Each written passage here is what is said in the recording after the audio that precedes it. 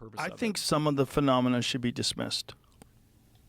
I think that's one thing that we really need to accept when we try to develop an objective sense of what's really going on, that ball lightning is real. Oh, sure. Plasma's real. There's a lot of real natural phenomenon. Ball lightning is bizarre. And if you ever see ball lightning and you imagine you were a person alone in the forest and you saw ball lightning, you would 100% shit your pants. You'd be like, oh my God, there's a fucking alien here and they're going to get me and they're going to take me like Travis Walton. I also think there's something going on with the government. I believe that they have, and this is a pure guess based on no evidence at all, I think they probably have some super sophisticated propulsion program that's based on something that is an entirely new set of physics. It's probably based on some sort of gravity propulsion. There's long been speculation that eventually there'll be an ability to create something that does not rely on conventional propulsion. There's long been some sort of an understanding of a manipulation of gravity.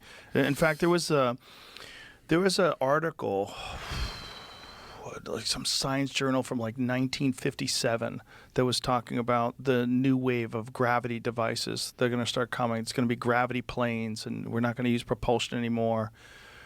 People have always wondered if we're eventually going to crack that. And if they did crack that, I think the problem is, I think a lot of these things are drones, and I think the problem is biological life can't survive those speeds. I think those things are moving at these insane rates of speed because there's nothing alive that's piloting them. And so that's why humans can survive, and that's why, no humans can survive that kind of G-force. So there's no one in those things. There's probably alien species that also visit us.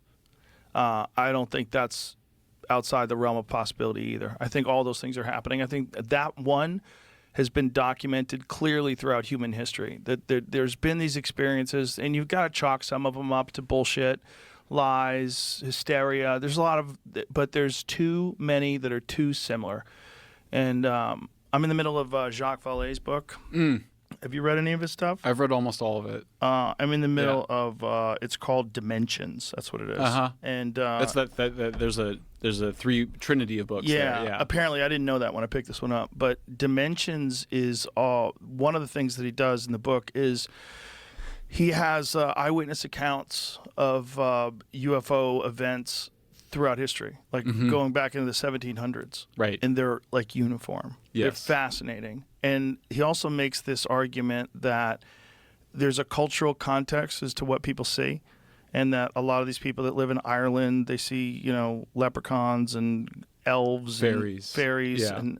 and that it's quite possible that this is not from another planet, that this is some sort of extra dimensional experience, that these things come from somewhere that's here but not here, and that this is why they've existed forever, and this is why there's no evidence of them, and they come and go as they please, and they're probably a completely different type of thing than what we are, this bizarre carbon-based life form that we are. They're probably some parallel evolution that took place somewhere else that's probably gone on 1 million years past where we are.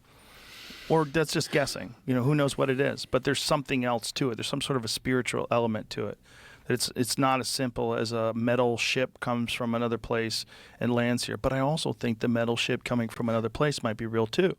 If you just take into account the sheer vastness of the universe and the unbelievable possibilities of the variety of life, you would think there's got to be intelligent life. And if we do have some sort of super sophisticated drone technology that doesn't rely on conventional propulsion systems, which there's evidence of. Okay, if you look at the Go Fast video, if you look at the FLIR video, and David Fravor's experiences with the TikTok, where they got video of that thing, they got radar of that thing.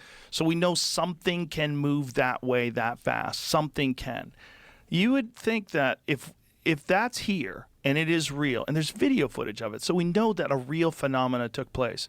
So that means someone, either whether it's here or whether it's somewhere else, can figure that out.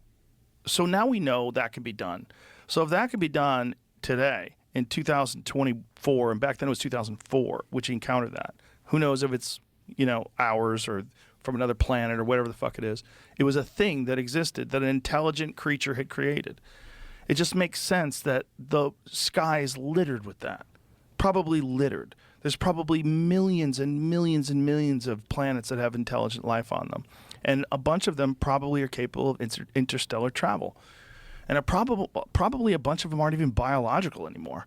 They're probably some sort of super sophisticated AI that ran amok and took over. A lot of possibilities. A there. lot of an infinite.